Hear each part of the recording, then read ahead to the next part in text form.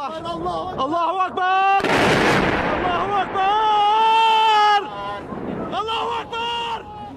As fighting in the Syrian civil war pushes closer to the Lebanese border, at least 23 Hezbollah militants reported killed and more than 50 wounded in clashes with rebels.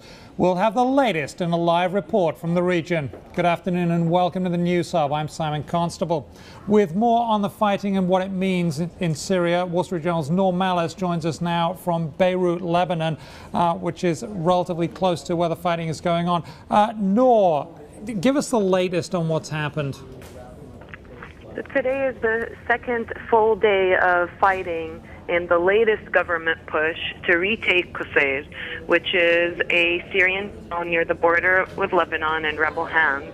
And it's very strategic for both the government and rebels. For rebels, it's been a supply route for weapons and other supplies. And for the government, it sits on this very important access that links Damascus in the country's center to areas of the coast that are the Alawite strongholds of the Assad regime. Now, the fighting, from the footage we're seeing right now and that we saw at the top of the show, the fighting looks very, very fierce. Is this perhaps more important than the Damascus battles that we've seen? Yeah, it's quite amazing. This is something we haven't seen in weeks. We've seen the military push back several attempted rebel offensives on Damascus, as you say. They've lobbed missiles and launched strikes on parts of Aleppo and other provinces in the north, which have been in rebel hands for nearly a year. But there hasn't been a pitched ground battle for territory like this in some time. And it both shows how strategic this little town is, and it's also a result of recent military gains for the government. So it's feeling emboldened and empowered. And some analysts also say it's likely to further embolden the regime, so it's going to try to take back even more territory now. Now, we know that Hezbollah has long and deep links with the Assad regime. So are we going to see more Hezbollah fighting with the Assad regime against the rebels? We have not yet seen such a visible role for Hezbollah in the Syrian conflict so far.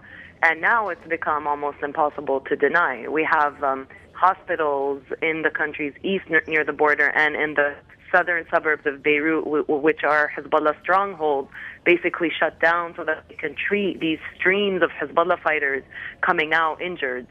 We have reports of at least 24 already killed in this battle. And it shows how dramatically the Syrian war has changed, from protests in early 2011 to an armed insurgency, and now really a proxy war of sorts that's drawn in Hezbollah to defend the regime and, has the rebels drawing in sort of Sunni militants into their cause. And very quickly, Noor, inside Lebanon, is the mood okay there? I mean, are people worried that this war spills over from the Syrian border right into Lebanon and engulfs it?